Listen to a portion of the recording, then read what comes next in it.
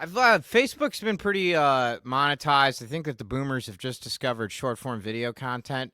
Uh, like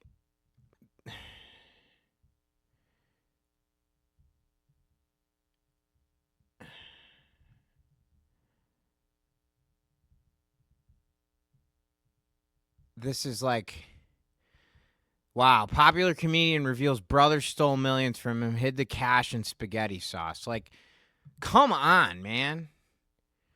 What is going on? This is the generation of Walter Cronkite. Hey, what's going on, Sprout?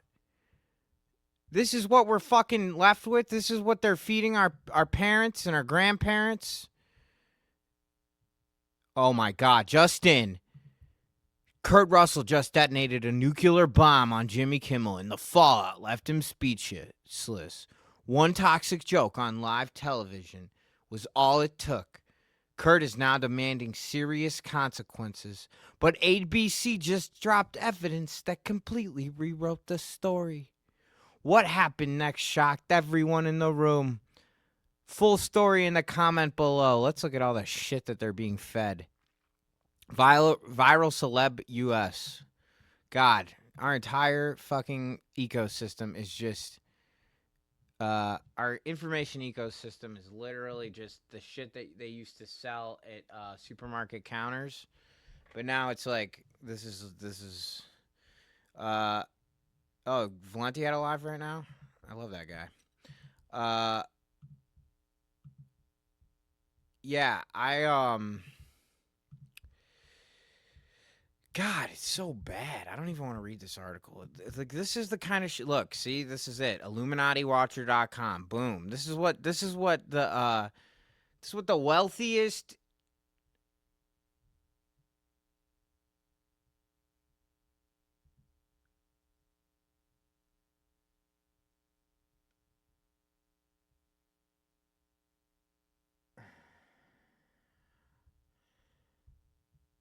Unbelievable. Real ways in why she left stepping down. It's all just clickbait, man.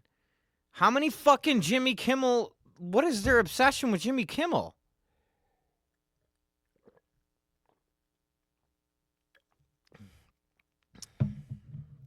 Cancel culture.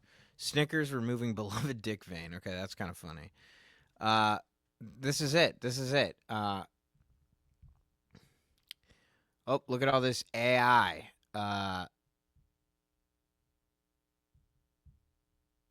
It's all just AI slop.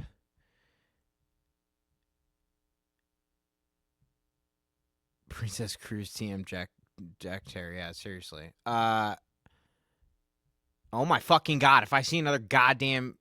Look at this, cop fans. What the fuck?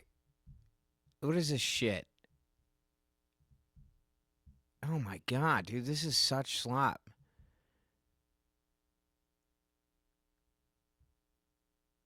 Truth about expired canned food. How long is it really safe? Find out more in the comments.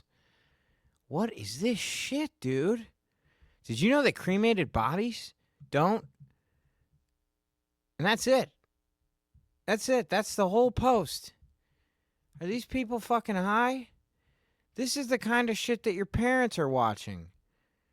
The left's worst fear. White women who won't back down to the cancel culture left. Do you still support them? And they don't even know it's AI. Look at this. 10,000 likes. Wow. It's not a Sophie's support of women in sports isn't a left or right issue. I think their moms might have sung them this song. Wow, so they have wow, this is a lot of holy shit. Okay, this is one of the deepest things I've seen on the book, in ever. I mean, I haven't been on Facebook for 15 years now. Okay. So the original post, the left's worst fear, white women who won't back down to the cancel culture left. Do you still support them? And then I don't know who the fuck this is. This is the basketball player. That's Sydney Sweeney. This is a Rage Against the Machine lyric, fuck you, I won't do what you tell me. Fuck you, I won't do what you tell me. Rage Against the Machine lyric being sung by what's her name? Son of a bitch. Julie Andrews' character, Maria, in the Sound of Music, which is about fighting fascism, which is a band that has been outspokenly anti-fascist, posted by this guy. I think their moms might have sung them this song. Got 2 banger reactions. Got a thumbs up and a chuckle.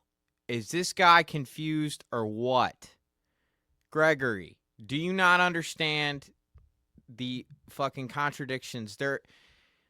This is what happens when you let people who have not been vetted. Duncan Crossberry, you're back. I'm glad you're here because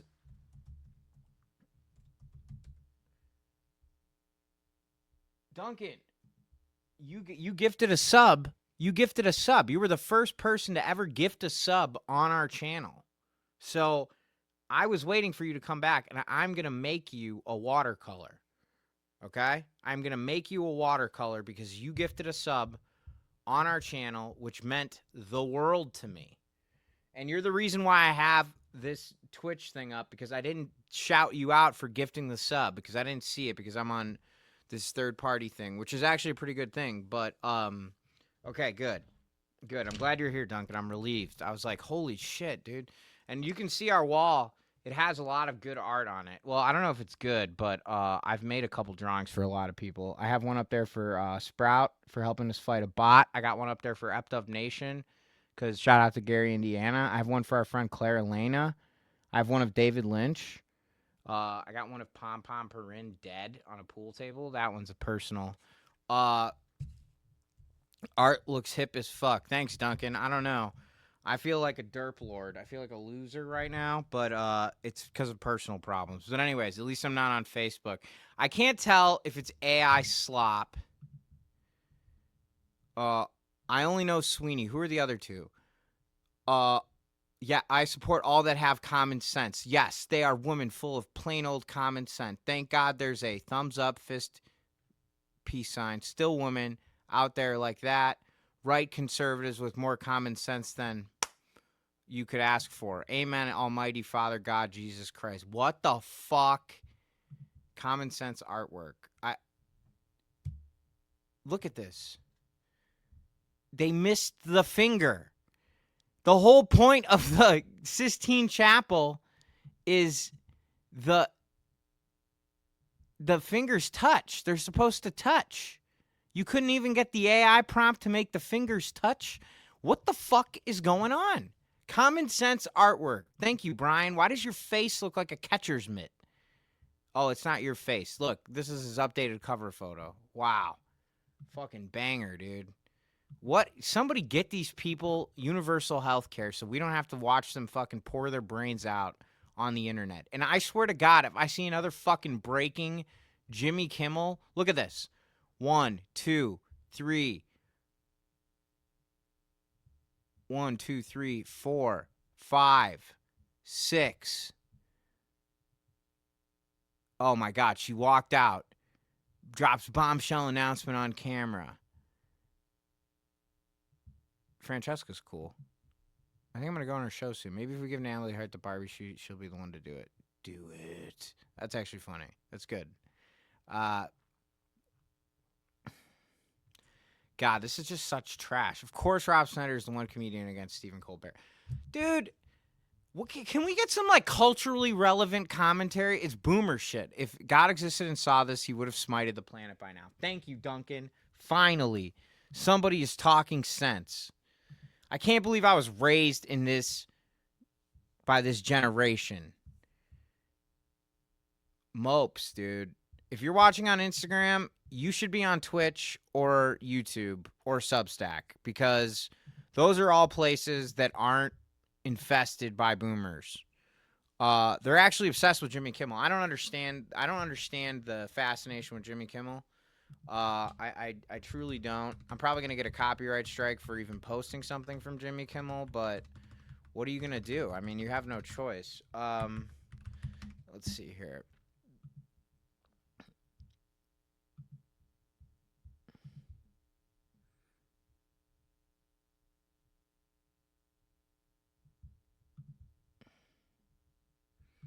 Oh, this was so funny. I'm good, man. I'm good. I'm good at Twitter, y'all. I'm good at Twitter. It's been a while. I'm coming back to all these old legacy platforms. Oh, fecal attraction. That's funny. Cause he pooped. That's good. I like that. Uh oh my god. Why is the free press obsessed with making themselves the victims all the time? I'm a huge fan of the Jews. Big supporter of Jews. I hate anti-Semites. Being anti-Zionist is not being anti-Semitic. I'm sorry. That's not how it works. Defense DSA voices, hell yeah. What's up, Chris Van Hollen? I love Chris Van Hollen, too. Yo, did everybody watch Jake Lang get his ass shellacked in Minnesota? Spider-Man kicked his butt. Let's see if we can find the Spider-Man Jake Lang clip. It's because it's what the kids are watching. I'm sure Elon Musk probably is. Let's see here. May a person dressed as Spider-Man punches Jake Lang during the Minneapolis rally. Cool. Black girl! Black girl!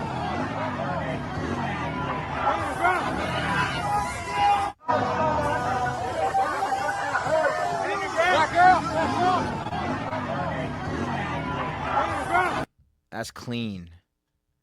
That is clean. Yeah, Zionists are trash.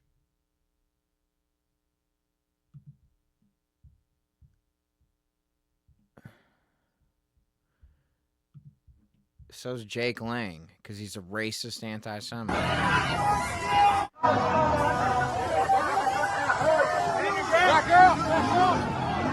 All right, TMZ, that was like we get it. You had one clip. You did 3 clips. We needed 1 clip. Here we go. Oh, what? Does whatever a spider can. Let's see what this is. Is he just I like it. This is good. You got to have a flair for the dramatic. I like that guy too. He put his hand on his back. He's like, "You're gonna go kick his ass, right?" That needed to happen, big time.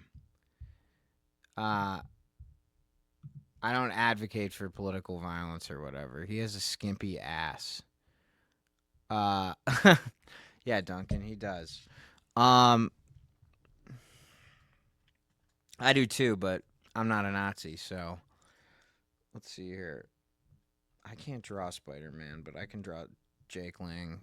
I can draw Jake Lang getting his ass kicked. Maybe. All right. Let's see what else we got here today. Dang, this is so cool.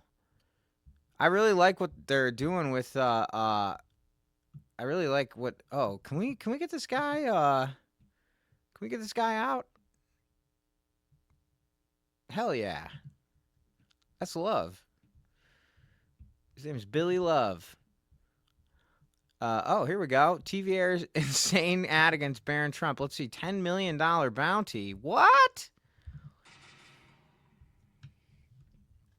BRB.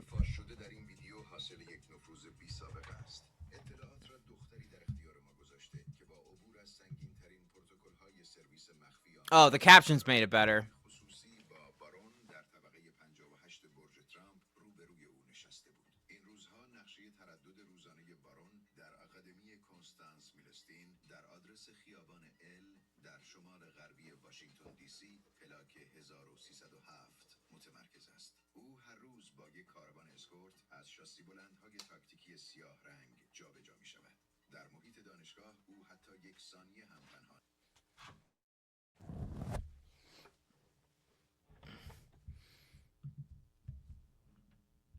The fuck?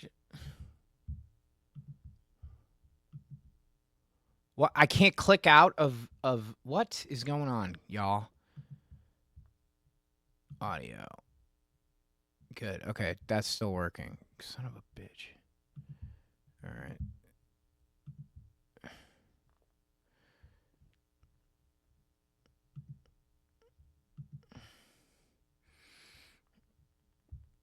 All right, I'm gonna have to do some voiceover narration here. Apparently Barron lives on the upper student dormitories, which is bullshit.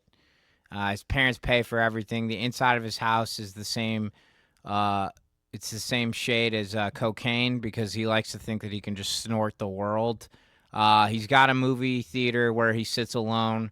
It's decorated like Darth Vader. It looks like there might be a force field there that you have to get into.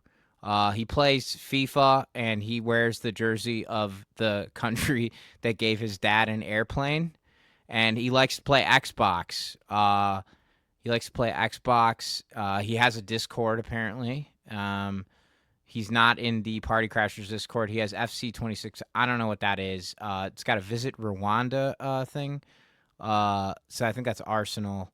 It looks like he is being surrounded again by figures made of cocaine. And there is some of his friends. These look like his fake counts. I don't know. We're in the lair of the Emperor now. This is very likely Stephen Miller creeping on Barron Trump because he's got kind of a love-hate thing going on with him. It's a very complicated relationship. Oh, you guys aren't even seeing the ad. What the I have to start over now. My bad. Okay, well this is good. You guys are going to appreciate this. Hang on a second. I'm sorry. Wow. That's so irresponsible. So irresponsible of me. I'm sorry, y'all. Forgive me, please. Okay. Here we go. So this is an ad that the Iranian government released. This is a horrible thing that they're doing here. We got Barron Trump. He's in a building made of cocaine.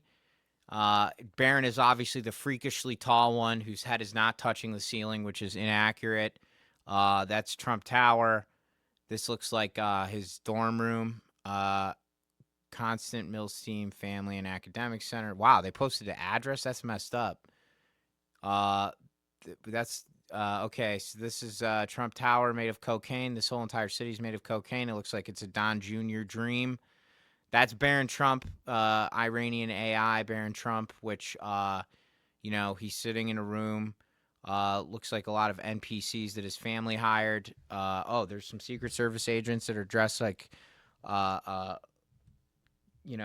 guys who are good at Fortnite or whatever. This is the dormitory that's shaped like cocaine, or it looks like cocaine. Barron likes to guess because he has so much. He just he finds some on his sheets. Oh, this is the Darth Vader lair. Barron has a force field apparently. This is a force field. He's wearing a Fly Emiratis jersey because Qatar gave him the airplane. They gave him the Arsenal jersey. I don't know why he looks like one of the guys from Oasis if he worked at a bank, but apparently Barron's on Xbox, Discord, and FC26. So yeah, I don't know if you know how to read Farsi, but those were his usernames.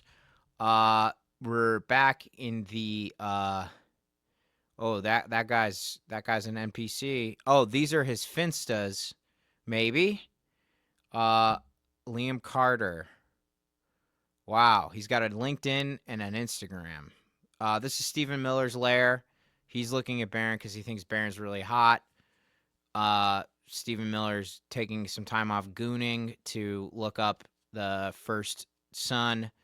And I think we're going to get a reveal here. I think that this is definitely... Oh, Boludan. What is going on? Why is there a Boludan? Okay, Incel University for the regime. Yeah, it's the Incel University. What's up, regular person? Hey, effed up nation. What's going on? There we go. What's up, Steve? How's it going? Pretty good, Manuel. Thanks for coming in. We're just going over this video here. We got the butler here with the champagne bottle. That is illegal. I don't think Barron's 21, is he? What's he got a champagne bottle? Not only is that a bottle, that's haram. Whoa, why were there dudes unloading shit from the trunk? most confusing At least like a video I've ever seen. That's the most confusing video I have ever seen. That was a Barron Trump. What the? Why is there an Aaron Hernandez video? What the? Dude, I swear to God, TMZ is like if Facebook was a publication. Its DSA aims to destroy entire constitutional system. Wow, now we're back to Facebook. Hey, what's up, Steve? Now this looks fun. What the fuck is going on inside their brains? Oh my God, I don't know. I'm just gaming while I listen. That's cool. Manuel F12 Ox, I appreciate you for coming in and saying what's up. If you're on Twitch, we have subscriptions enabled, which is cool. You can also give us bits. We're not monetized on YouTube yet, but if you go over and watch some of our videos, that'll help. And if you are on Instagram, you're kind of not really helping us. But thanks for tuning in.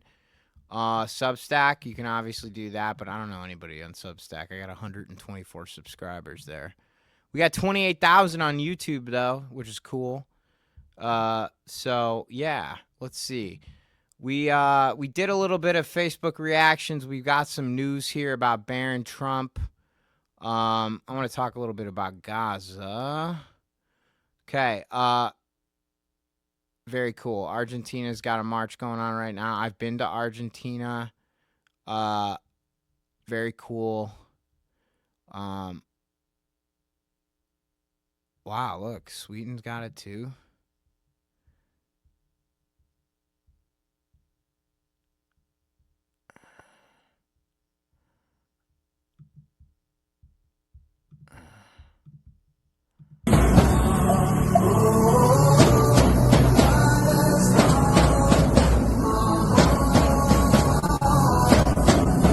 Hell yeah, man. Well, congratulations on being at the park, chilling. Good luck. Everybody send some love to Manuel. Tell him we're rooting for him. We hope he gets that job he wants. W protesters is right, Sprout. Let me see here.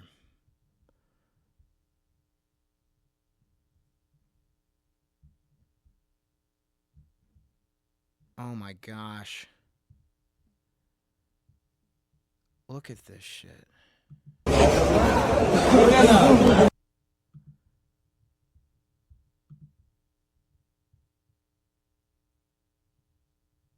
I swear to God, if everybody who signed a bomb that was sent to Israel is not reminded during the 2028 presidential primary, I am going to do it. I'm going to tell every motherfucker who signed a bomb before it went overseas. Did you know that, look at this. Holy shit.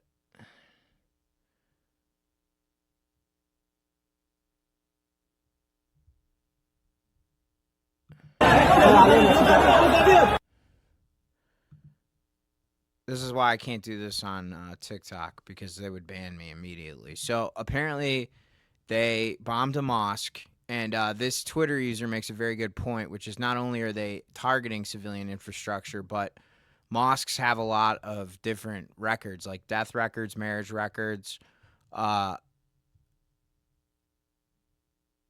Gaza never even had any military to kill in the first place. They had Hamas, but the thing is that like this is why it was bullshit. This is why everybody who knew anything about I don't know anything about the military. I've read books about wars, okay? I've read a lot of books about wars, specifically books about the Middle East and how we fucked up in Iraq.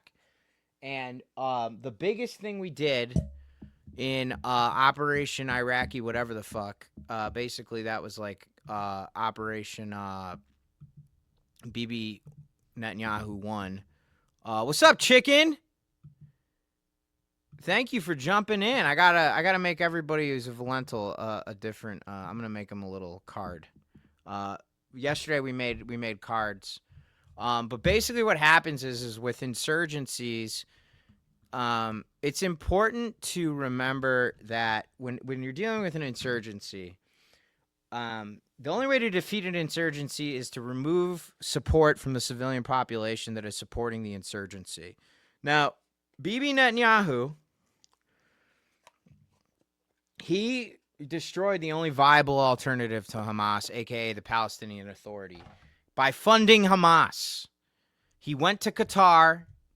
Him and Mossad brought $40 million. Let's see here. Benjamin Netanyahu funds Hamas. Let's see. Chuck Schumer never, ever talks about this. Here we go.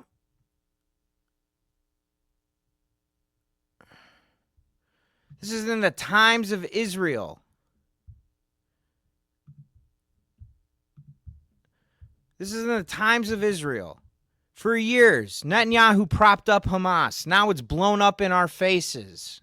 For years, the various governments led by Benjamin Netanyahu took an approach that divided power between the Gaza Strip and the West Bank, bringing Palestinian Authority leader Mahmoud Abbas to his knees while making moves that propped up the Hamas terrorist group. The idea was to prevent Abbas or anyone else in the Palestinian West Bank Authority from advancing towards the establishment of a Palestinian state. Thus, amid his bid to impair Abbas, Hamas was upgraded from a mere terror group to an organization with which Israel held direct negotiations via Egypt, and one that was allowed to receive infusions of cash from abroad. Hamas was also included in discussions about increasing the number of work permits Israel granted to Gazan laborers, which kept money flowing into Gaza, meaning food for families and ability to purchase basic products. So, Benjamin Netanyahu legitimized this group of people. Yep, classic divide and conquer move, and control the narrative. That's exactly, and you know who he got this move from? He got it from Saddam Hussein. He got it from Bashar al-Assad. He got it from every Middle East strongman who always had a strong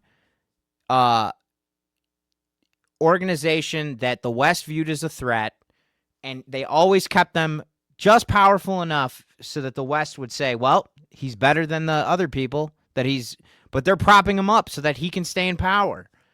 And then on October 8th, somebody wrote this in the Times of Israel. They admitted that he was cynically supporting Hamas and giving them money. And the reason he was doing that is because he is just like Donald Trump.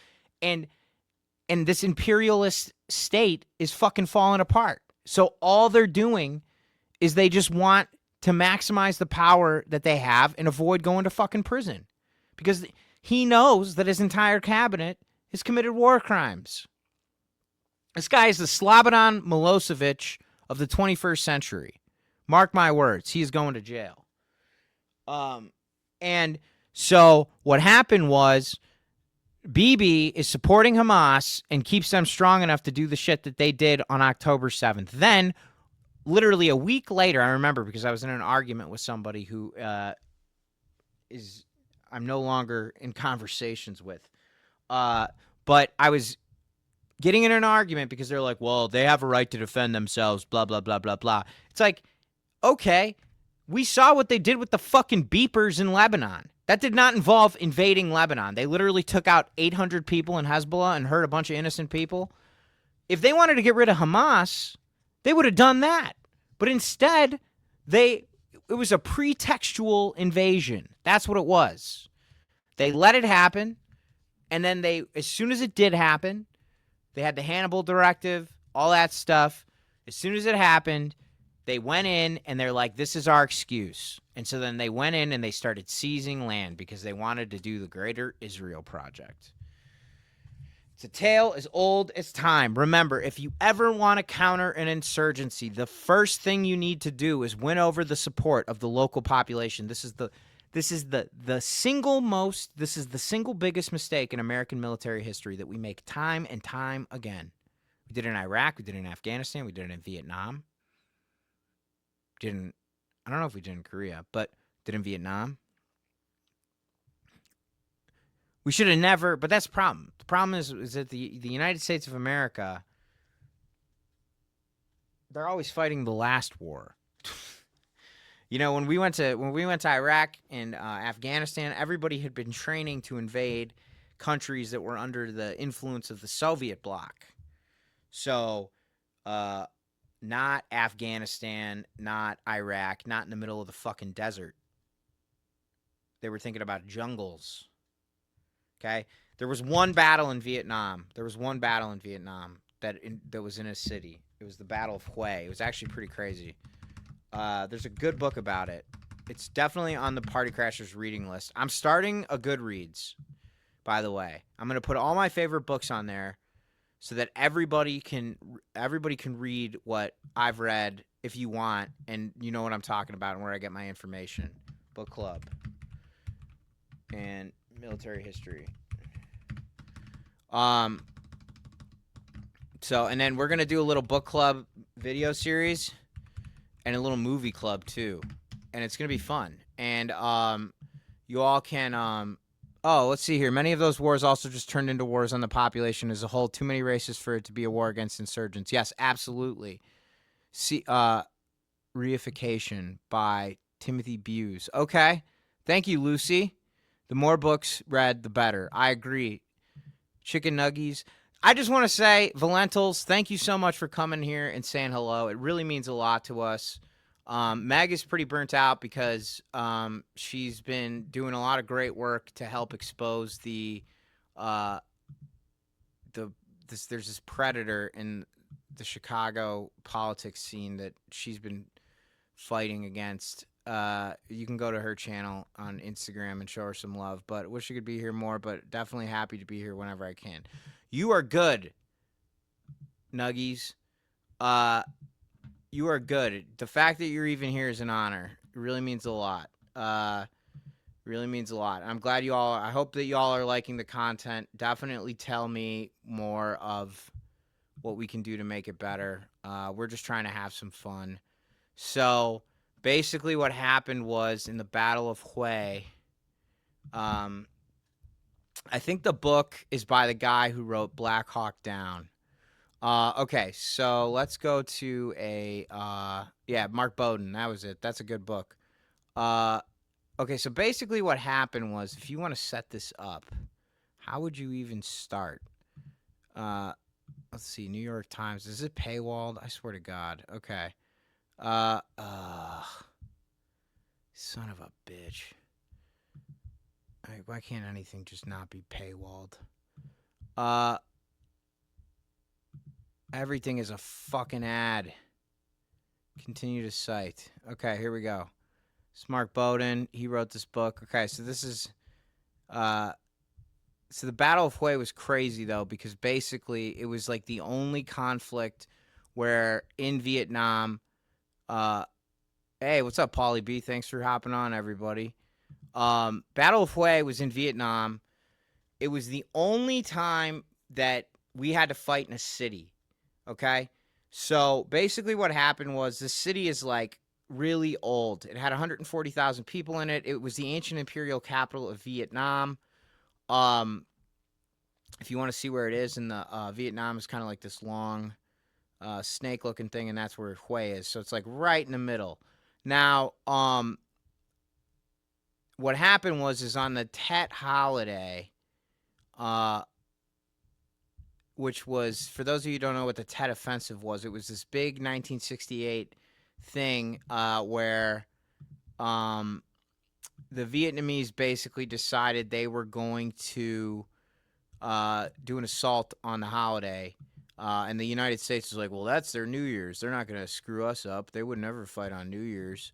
But they did. And they caught everybody by surprise. Now, it was called the General Offensive, General Uprising. So it was going to be with conventional and guerrilla military action, and it was going to be aimed at the South Vietnamese military and government who we had been propping up. And ARVN, which is the Military Assistance Command of Vietnam, which is like the South Vietnamese troops that we were propping up. Surprise Kill Vanish by Annie Jacobson. I got to get back. Book for the club. I got to get back to work. Have a great stream, dog. Appreciate you, Chance. Neil Postman. Okay, Surprise Kill Vanish.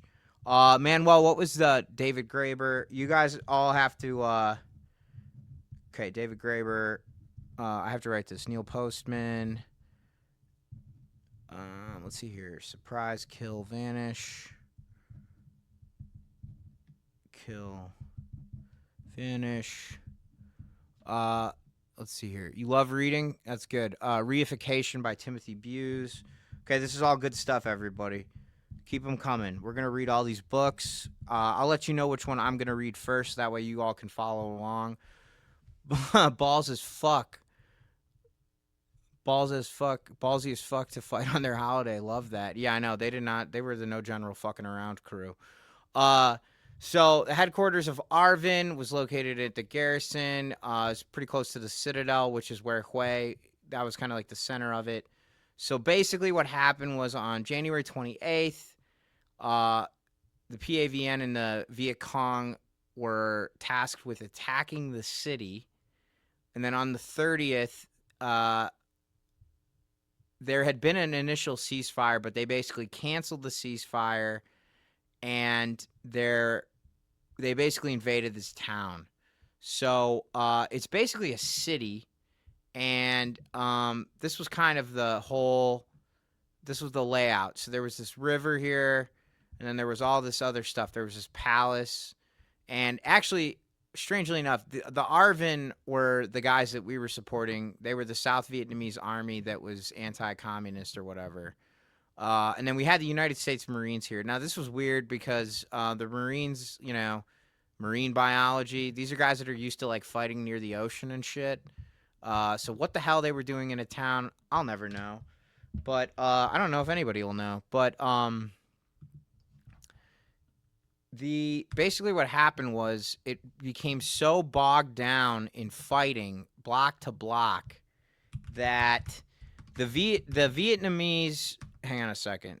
I gotta get back to the wiki. I read the book, but it's been like 5 years, so I'm just kind of doing this off the dome. Okay, I don't need all this like nerdy battle shit. Okay, here we go. Attack. Early morning of January 31st, a division-sized force of PAVN VC soldiers launched a coordinated attack of the city of Hue. 2 battalions attacked the western wall of the Citadel. They were going for the garrison of the ARVN. ARVN basically folded, and the United States Marine Corps was basically in charge of going in and had a counterattack. So they went to the southern suburbs of the city, and they were taking heavy fire, and they had to establish defensive positions. And eventually what happened was they're trying to invade this city, and they have to go block by block and with tanks. Paul Guest. Lucy Bell, you have amazing you have some deep cuts here. I love that. So basically, as you can see here, when they're invading, they're basically going block by block through this city, which they had not been doing the entire time. They had been trained to go through jungles, sort of, because in World War II, they were not used to doing that either. And so they are basically lining up, and they're trying to go block by block to recapture this town. And the Vietnamese are dug in all of these defensive positions. It was basically a street fight, block by block. I remember reading in Mark Bowden's book that there was definitely like some kind of device they had to use to tear walls down and go from the next block. Play video. And it was brutal. The fighting was insane. It was like, here we go.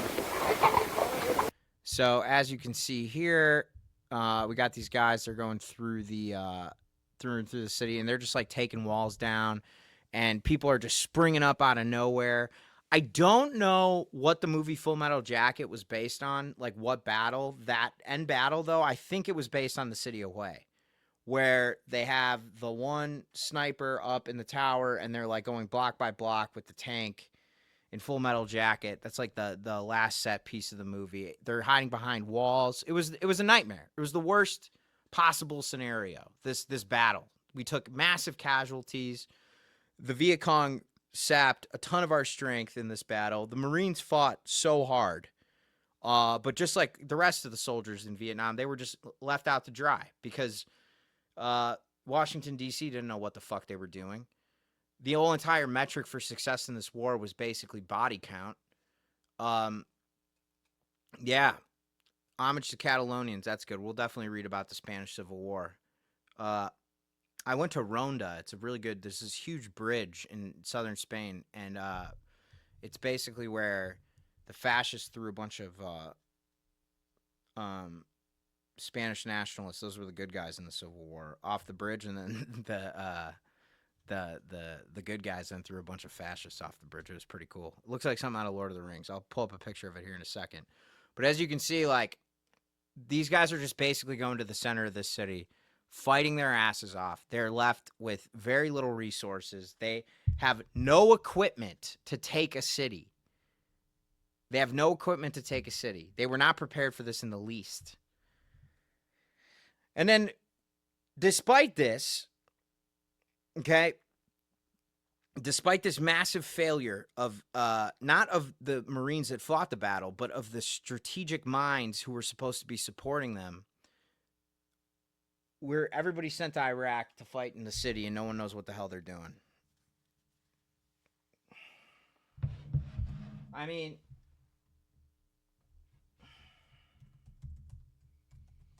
and here's the thing about the U.S. military. This is why we always get shellacked by smaller, more determined countries. There are two. Moderating's pretty good.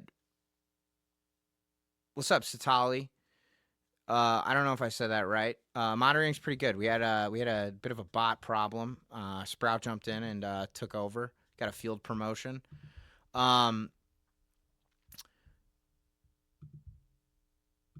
Is there? So the thing is this is the crazy thing, right? The United States never has, the United States, oh, there you go. Who was talking about civilians? There you go. This is Operation Phoenix. They were basically trying to identify Viet Cong, and they were just killing them. That was kind of what the CIA wanted them to do. They were basically creating these, like, hamlets where they would go into these hamlets. They would, like, shake down people, ask if they were Viet Cong, blindfold them, separate them. Arvin did the same thing, which was the South Vietnamese army that we were backing. This is the thing that the United States always does. They always do, though, right? They back an extremist dictator that's anti-communist or anti-whatever they want. And then they basically just excuse whatever war crimes they have to commit in the name of larger strategy. But here's the thing they don't tell you, okay? It's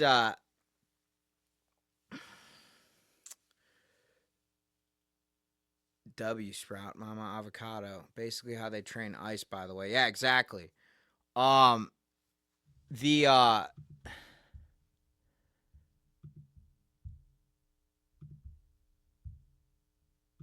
Here's the thing they don't tell you about the U.S. You don't make a lot of money if you're a defense contractor selling weapons that actually win wars, because you're always, if it takes you several $1 billion to develop a Tomahawk missile, for example, okay, you're going to spend all that research and development on building Tomahawk missiles. But then what happens, right? Iran, Ukraine, they build these $400 drones, right? So the military-industrial complex does not like drones, unless it's a Reaper drone, because those things are fucking expensive.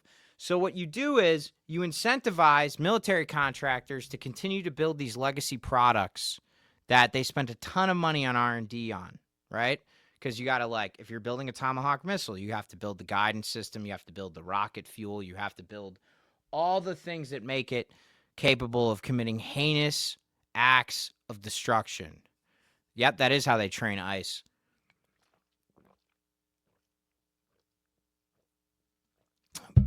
If you put your mind to it, Nuggies, you can do anything. I'm about to be a small, determined country. Yeah, no. So here's the thing, right? What is Raytheon? How is Raytheon going to report to its shareholders that now the newest best thing in warfare is a $400 drone that you can buy at Costco? How are you going to make any money for your shareholders doing that? You're not. And no matter how hard they try, they're still going to be behind because they're going to say, we created this $2 billion drone takedown system. And guess what will have happened by the time that drone takedown system is actually realized and all of the protective measures that we learned during the engagement in Ukraine are taken? Guess what's going to happen in the next war? They're going to figure out a way around that shit. Yeah, they did find a glitch in the Matrix. There's dudes in Ukraine who have 12-gauge who have shotguns that are just shooting drones out of the sky, Russian drones out of the sky. They literally hired a hacker, and they put a bunch of stuff in storage containers. They shipped them to Russia, and they took out like a bunch of like legacy aircraft with like $25,000 in drones. And here's the interesting thing: it's just like, okay, take it easy, Sprout. Go eat. Take care of yourself.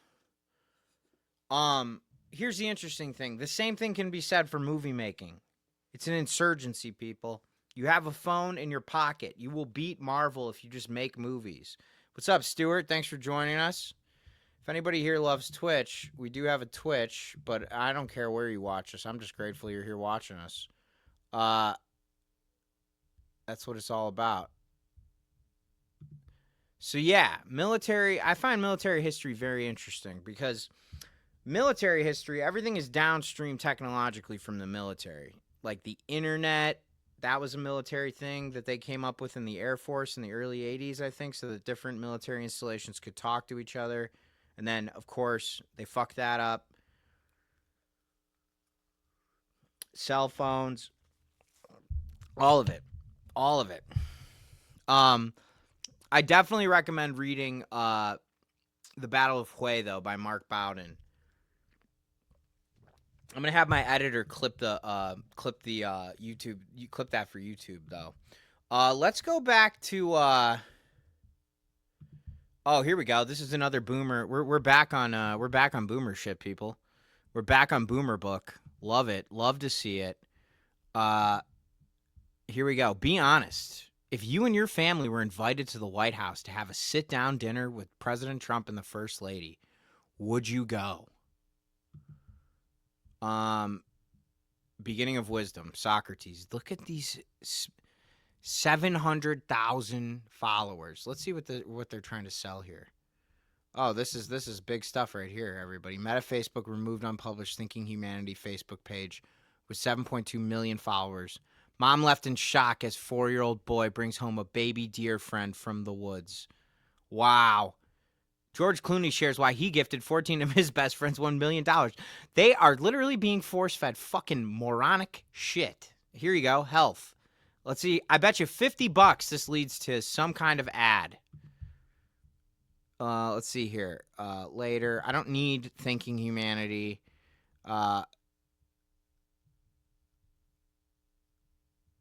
Based on reporting by Lad Bible. Okay. Well, 9 behaviors that indicate you may be an overthinker.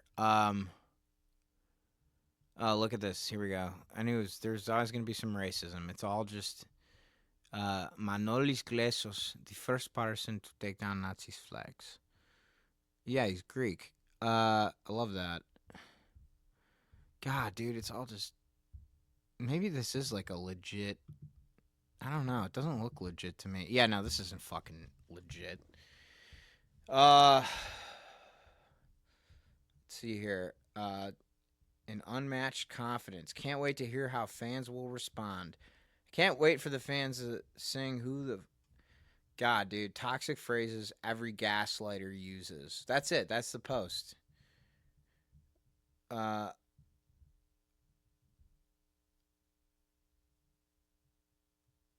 Oh my God, dude.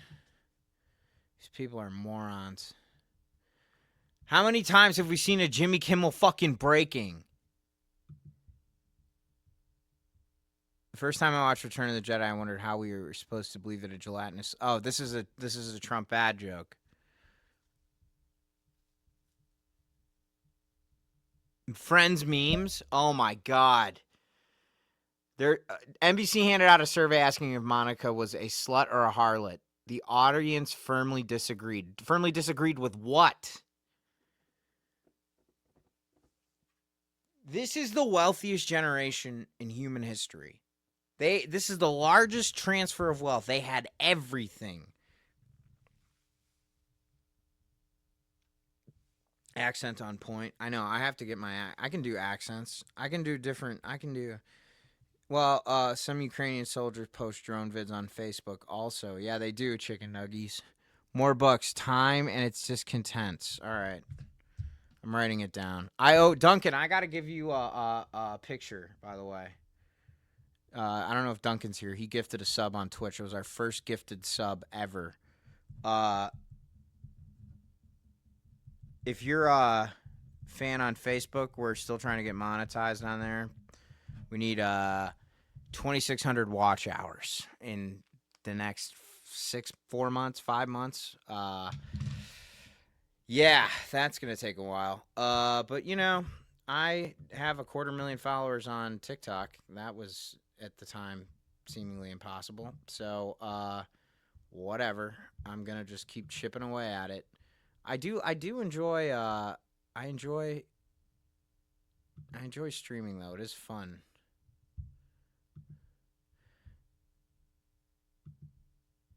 Let's see here. Is she a harlot? What the Jon Stewart lays into anti-woke nonsense. I'm a comedian. I've lost 2 words in 35 years. Are you fucking unimaginative that you can't figure that out? That's good. I love Robbie. He's great.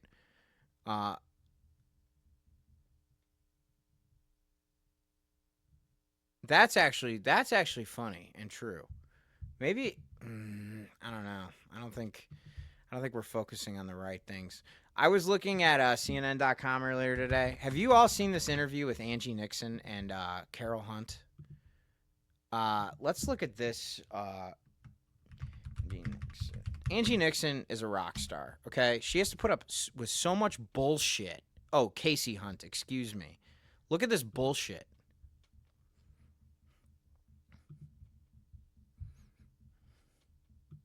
Is he wrong? Right. Why? So given all of that you've just said, Hakeem Jeffries, who would be in line to be Speaker of the House, recently said he doesn't support Medicare for all. He's not on that bill anymore. He used to be. Is he wrong? Right. Why is the leadership? Do Democrats have the right leaders here in Washington? He is absolutely wrong. How can you all of a sudden change the tune? And I'll tell you how you change the tune. When your corporate donors So should he decide not be to Speaker? give you more money so that you won't, that. She cuts her off. Have you ever seen them go this hard against the president? That is up to the Congress people. I'm running for U.S. Senate. Well, what about Chuck Schumer? Should he be the majority leader if Democrats take back the Senate? I think I would possibly be looking elsewhere when I become the next United States Senator in regards to leadership. And I mean, we need to make sure that we have people who are centered on people, who are working for people, right? Seems totally reasonable to me. Let's see what Casey has to say. And so again, do you think Schumer is going to support your campaign? Oh, she just interrupted her again.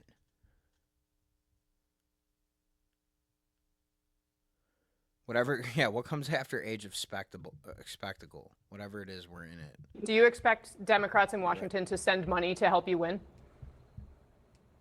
I actually have Democrats in Washington already sending me money and already the agreeing DSCC, to campaign. have they committed? Cut her off again.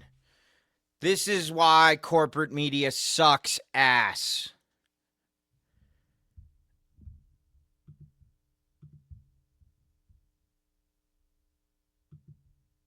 Unreal. Just cuts her off time and time again. Time and time again. They literally cannot handle a black woman running for office on a economic populist platform. Oh, there you go. That's gotta be. Is that AI? I don't know. It looks like it could be. Like it's so aggressive. They're all just cutting her off. They're all just trying to do gotcha questions to prove that she's some kind of, and she handles them. You know what I think the funny thing is too about these like CNN anchors like Casey Hunt is that they literally would. They're like if Angie Nixon lost her election, she could have Casey Hunt's job like this. She doesn't need it, but she's far more talented than Casey Hunt is, because Casey Hunt has been interviewing geriatrics who she agrees with for the last decade. I don't know.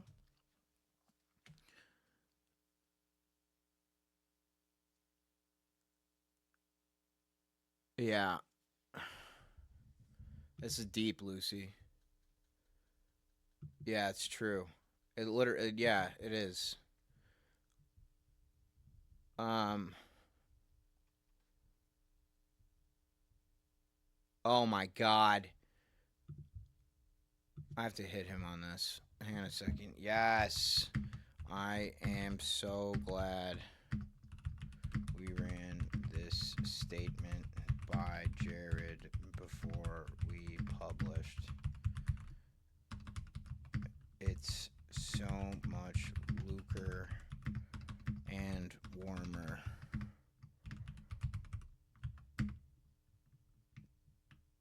Way to not rock the boat, leader.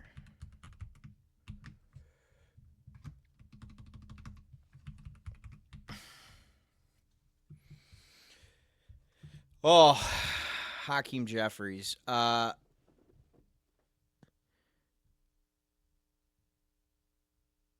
Yeah, same here. Nuggies, it's awful. That's why you got to support independent media. Nah, it's all right, Sprout. I think I'll give Nuggies the admin or whatever it's called. Wow, happy birthday, Caroline Levitt. I love Jen. I don't know her, but I don't want to work with fascists. I don't want to collaborate with fascists. There is no working with criminals. We have to have an opposition party. Hakeem Jeffries needs to come out and speak to the people. The Democratic base wants fighters. You know who's number one right now in the 2028 presidential estimates on the markets? John Ossoff. Why? Thank you for your service, Sprout. You're the GOAT. Because he's calling out, why is Trump flying around with Natalie? Why is he such a corrupt criminal? He is an opposition speaker at the moment. Every time he gives a speech, he is opposing the corruption of this administration. We need to hear from future Speaker Jeffries immediately. Why are you meeting with Jared Kushner? Why is Jared Kushner at the center of everything in this government? This is why the Democratic Party's approval rating is so low. We have to have an opposition party. What I would prefer Hakeem Jeffries say to Jared Kushner is there's going to be billions of little investigations into you, Mr. Kushner, one for every dollar that you have used the United States of America, working class people, to enrich yourself. What the hell's going on with this island? You have all of Albania protesting. What's going on with all of these Saudi funds? Why are you in the middle of all of these meetings with Putin? Why are you in the middle of all these meetings with Netanyahu? Why did you drag us into this war? Do you even have a security clearance? That's how we're going to work with you, Mr. Kushner. Your ass is going to be drugged to the House. So don't think that we think for a second that the Trump regime gives a shit about affordability. This is a time where we cannot collaborate with these people. We have to be in opposition. So a little positivity in there that perhaps people in MAGA know the blue tsunami is coming, but not a lot of positivity for potential Speaker Jeffries. I think those in the House right now, if he doesn't answer for this, and talk about this publicly and talk to the people in the House, there needs to be if we win, there needs to be a new speaker. Because we cannot have any collaborating with these criminals. I'm done, man. I'm done. Yep. Oliver's awesome too. I actually interviewed Oliver in character. He's a really funny guy.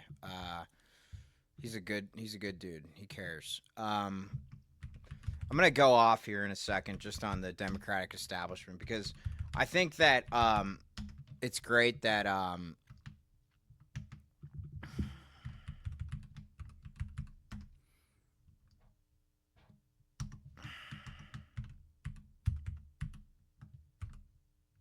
oh, I put the wrong.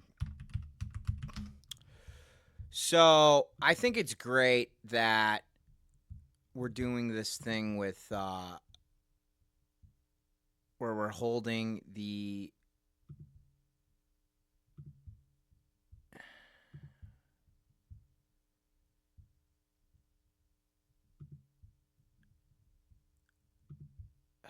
this is such a pain in the ass. Sorry, everybody. 1 second. I'm trying to fix something.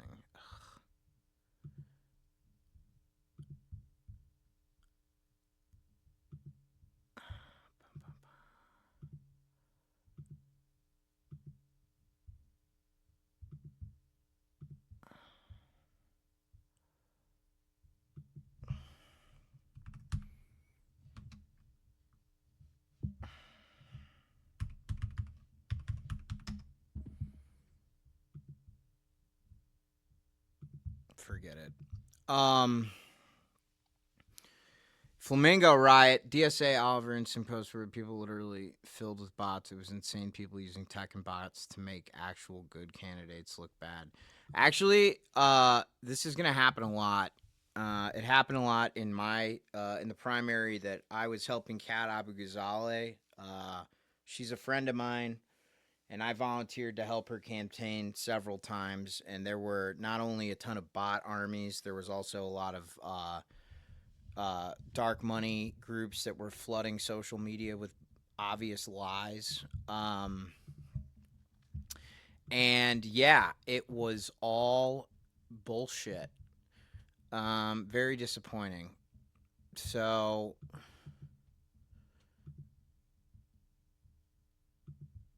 let's see here. Party crashers.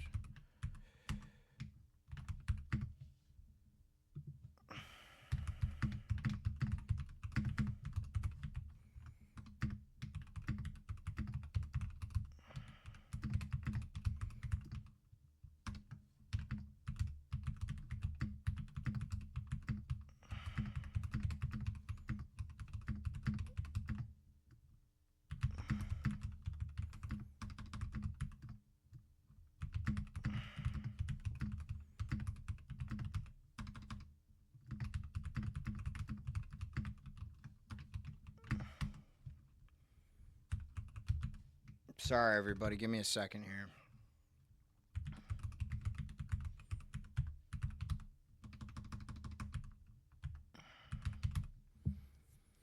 Okay. Thank you for your patience. So yeah, the problem with all of this shit is that the reason why Hakeem Jeffries is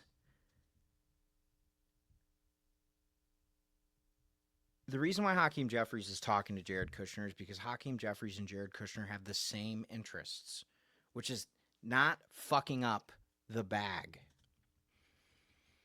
Hakeem Jeffries takes money from Palantir. Hakeem Jeffries supports candidates that are pro-AI, pro-crypto. His best buds in the Senate are Chuck Schumer and Kristen Gillibrand, both of whom have been outspoken champions of crypto money. The reason why Hakeem Jeffries is talking to Jared Kushner is not because they want to like work on bipartisan shit together. Well, that's not true actually, but it's always been bipartisan, people. We talk about this a lot on stream, but if you're new here, And never conflate liberties with freedom. Absolutely right. And she's got the Jolly Roger flag. Hell yeah. This is a pirate stream. So I appreciate that. No, like it pisses me off because they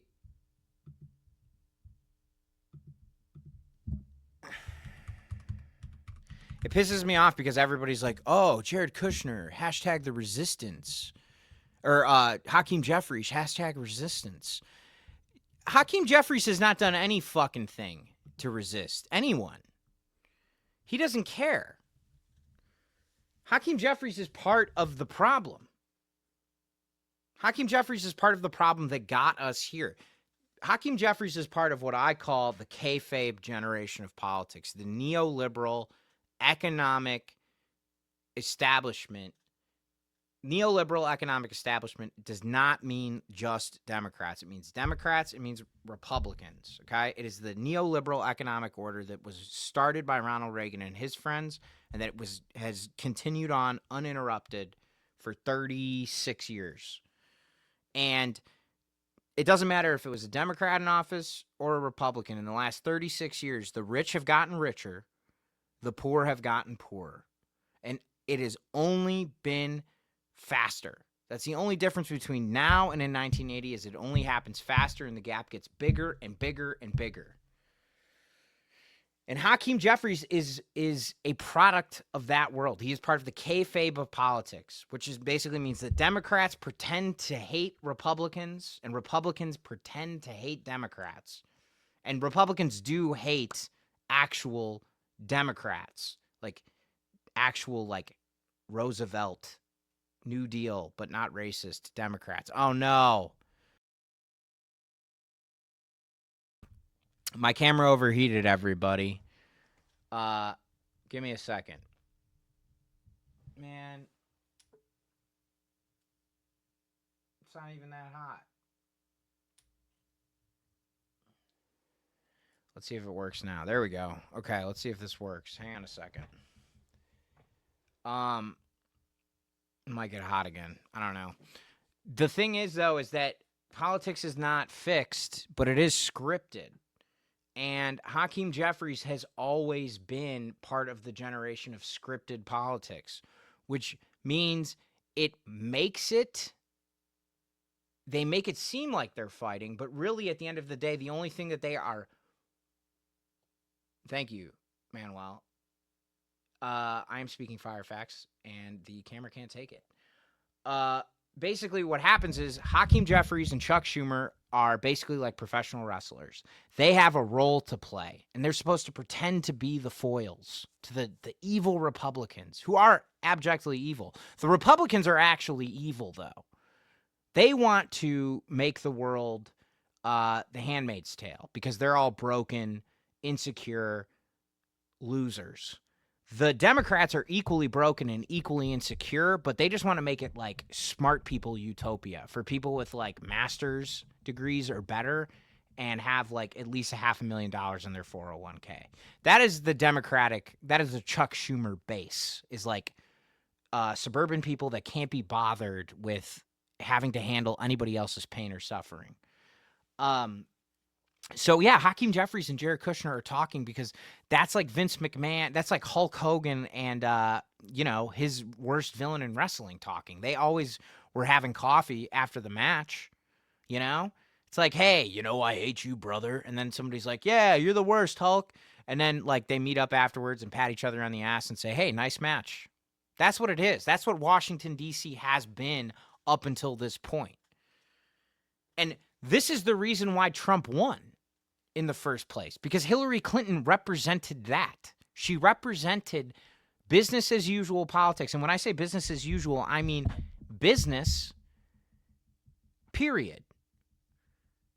Washington, D.C. was literally just the lubricant by which corporations could continue to pay its shareholders. That's it, period. End of sentence. It was never about political values. It was about political value.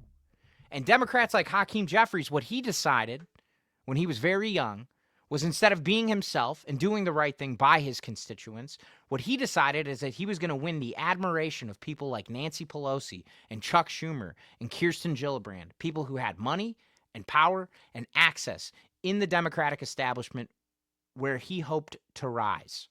And instead of being a young, rising star with a positive, constructive message for the planet, for the world, this is my vision of the future, what he decided to do was get ahead in the reactionary, fucking Model UN, West Wing version of the Democratic Party that is now going to get us all killed.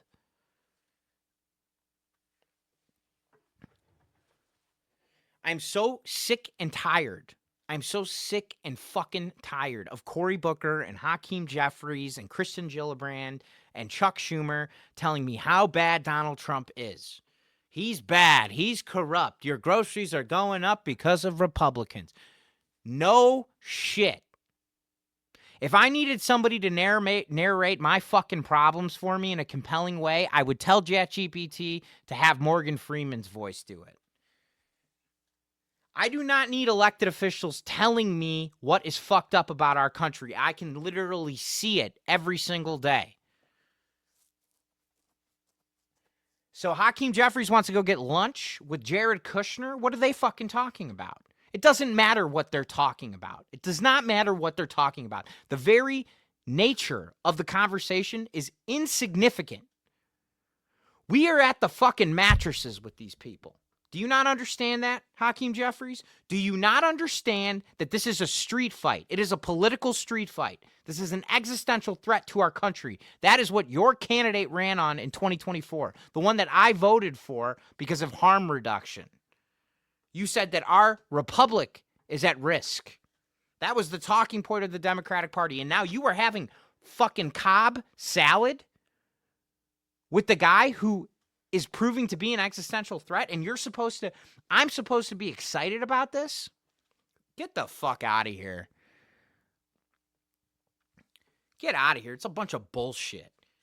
Hakeem Jeffries is full of shit. Period. End of sentence. I need to switch up my coffee mug for this rant because I want Hakeem Jeffries to know who we are and who we aren't. And you can't see that from this is the reveal. Are you ready? Not the View, baby.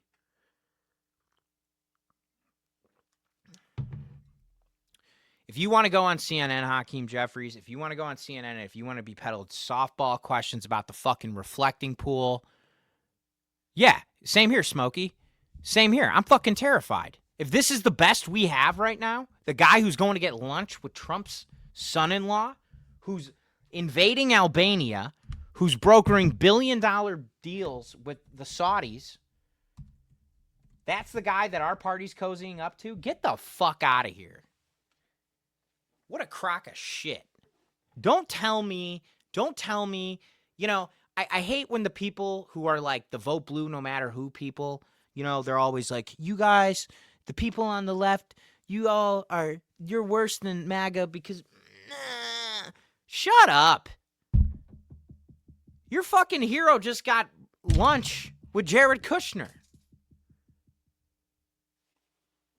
Who, by the way, guess who helped Jared Kushner write some privatized prison regulation? Van Jones. You can Google that.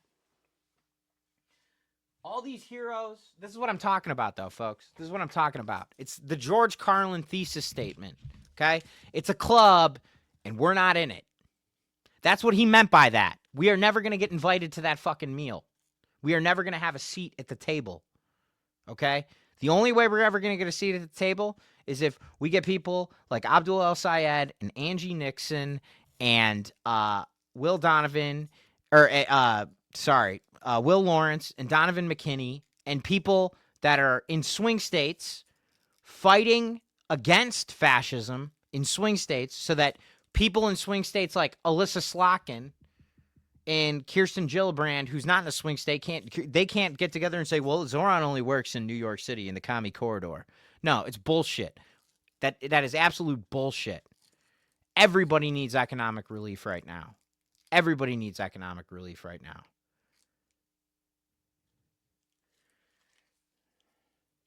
And the reason why fascists are able to keep people hungry is because they keep them angry. Because if you have somebody who's angry, they don't care about eating. That's why they're always talking about racism. They're always doing racist shit or homophobic shit and punching down on the most marginalized people in society, because they know that poor, racist people will gladly go hungry if they hear the most powerful voice in the country tell them that they're better than another poor person.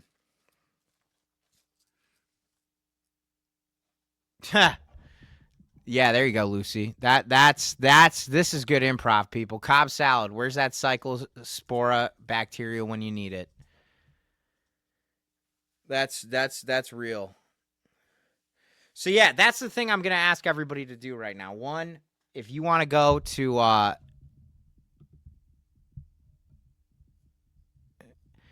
if you want to share the stream, do that. And if you have somebody that you care about who is trying to participate in this democracy and is genuinely concerned for its well-being, tell them to support independent creators and journalists and lawyers.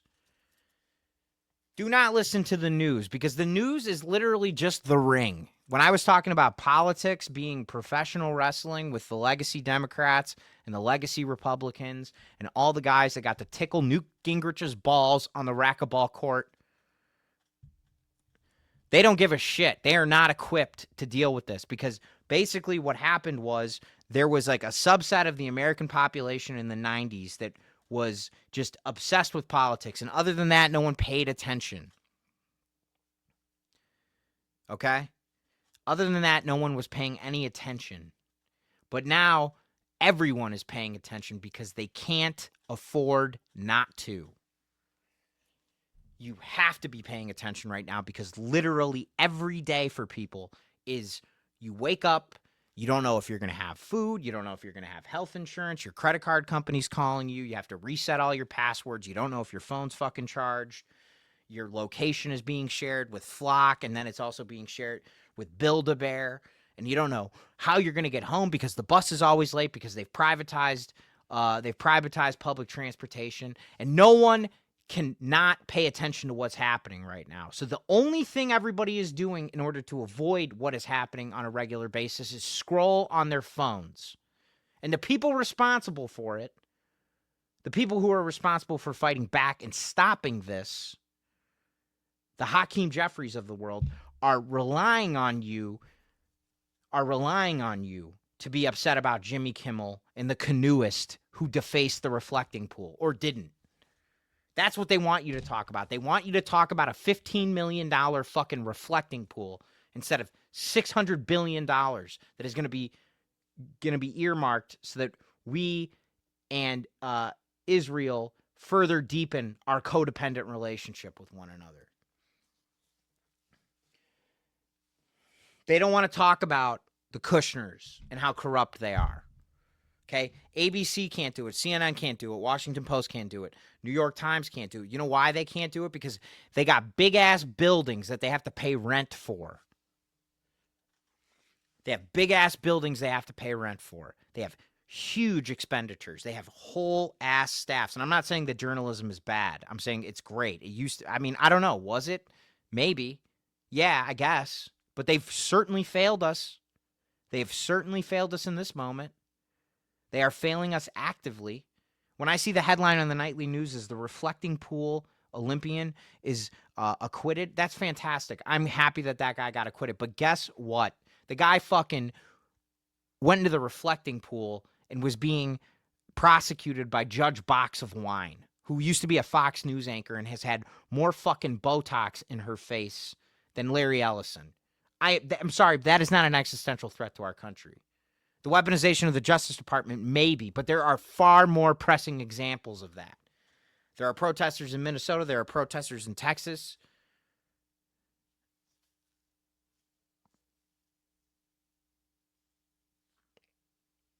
Bread and circus. That's right, Nuggies. Hell no. I'm not licking any boots. Fuck that. This is an information street fight, people. This is an information street fight. This is a storytelling street fight.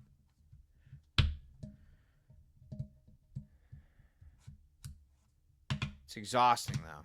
I know it's exhausting, everybody. We're doing our best. We're all gonna get through this, though. I promise. The thing we have to do, the most important thing, is stick together. And the other thing we need to do,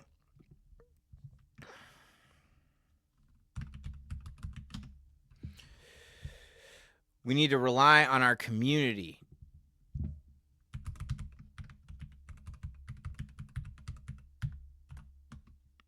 We have to build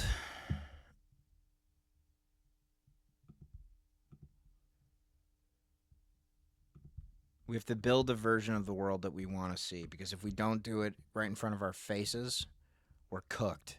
Period.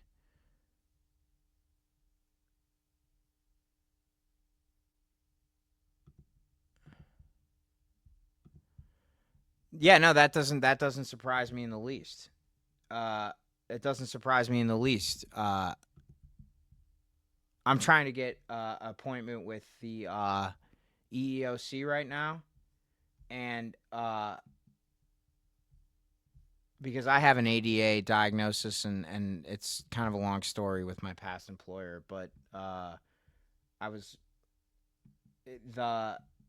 there is a 6-month backlog, like, and Social Security is Social Security disability is nearly impossible to get on, for those of you who don't know. So you basically, in order to get Social Security disability, I'm not on it. I just know this because I used to work with a lot of people that used to be on it, or that were on it, and you have to prove that you can't work another job for like 2 years. So you basically are just starving for 2 years. If you have to prove that you can't work for 2 years because you're disabled. So you would have to wait 2 years to get the support you need because you're disabled, by proving that you can't eat for 2 years. What do you do for 2 years?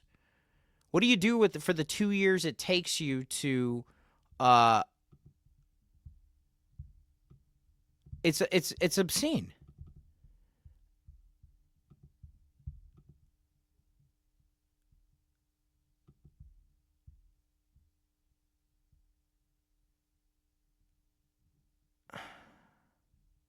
Yeah, no, it is still in practice. Yeah, good call out.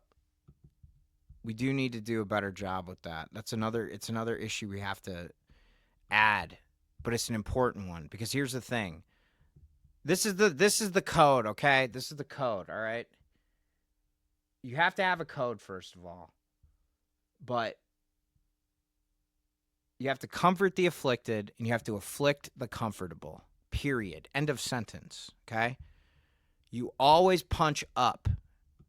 We got to go for systems, not voters. We always have to punch up. And if we're not doing that shit on a regular basis here, and doing what we can, the little things for the people that need our help,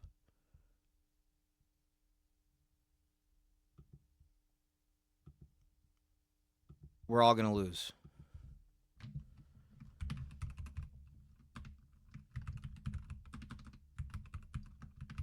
The good news is, though, we have everything we need, baby. We got everything you need. You know why? Because we got nothing to lose. The strong must protect the weak. Thank you, Manuel. Comfort the afflicted, afflict the comfortable. Okay? That's how you know. Punch up. Got to punch up. Everybody likes a comeback story. Everybody likes the underdog, right? The amount of fucking MAGA idiots that think that they're Luke Skywalker astounds me. You're fighting for the Emperor, morons.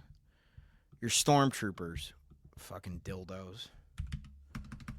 It's like the public education in this country has really failed us. But you know, I was lucky enough to have a good one, and I had the privilege of having a good one. So, and it seems like everybody in this chat got one.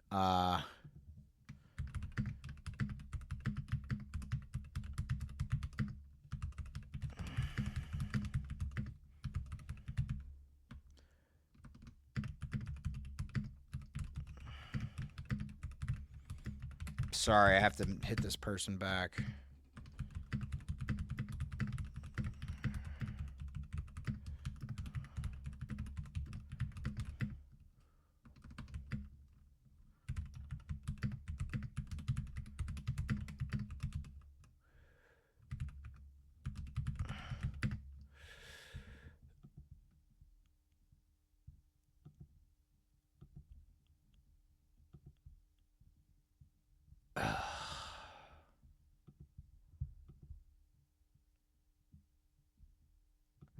Yeah, mutual aid is good. You should go to kapow.works if you like mutual aid. Like I told you, my friend Kat,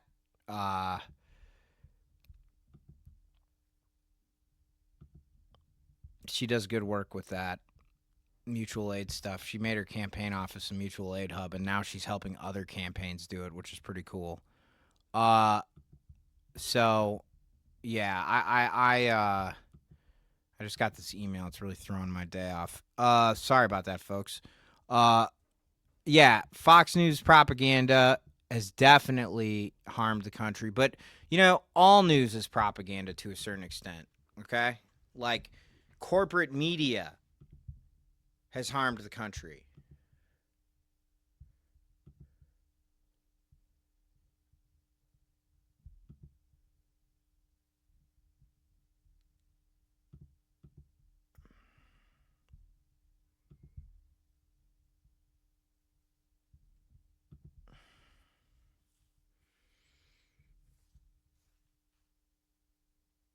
Oh, we got 5 subscriptions on Twitch. Everybody, if you got a Twitch account, you can gift us a sub on Twitch. We're not monetized on YouTube yet, but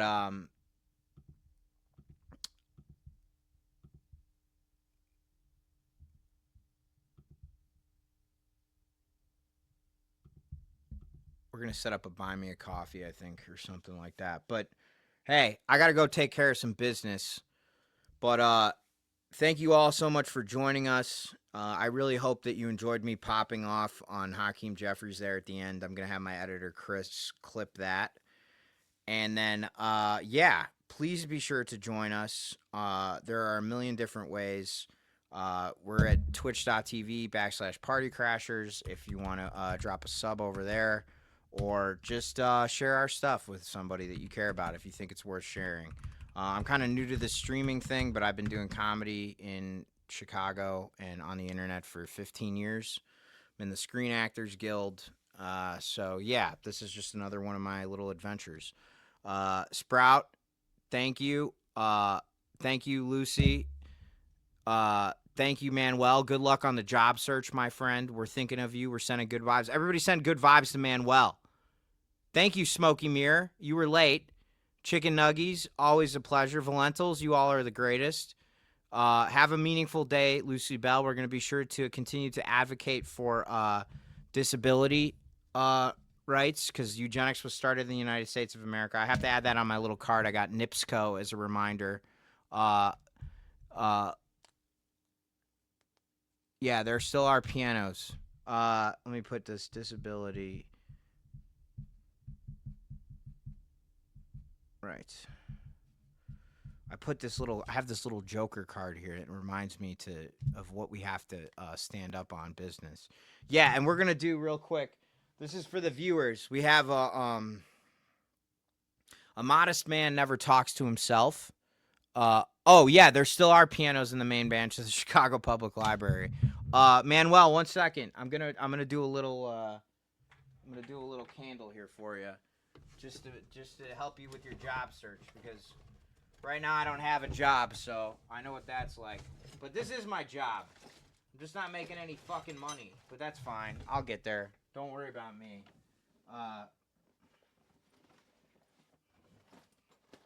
Where's my son of a bitch? Where's my lighter? All right. Shit. Wait a minute. Oh. Haha. I got it, Manuel.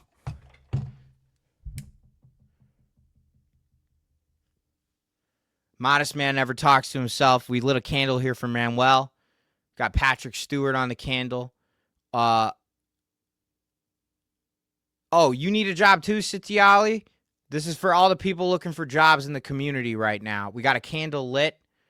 We're going to send up some blessings. Let's help our friends get some jobs. Let's live long and prosper. Let's be healthy. Let's be happy. Let's create, not destroy. Let's be curious, not judgmental. Let's get out there and kick some ass, some fascist ass.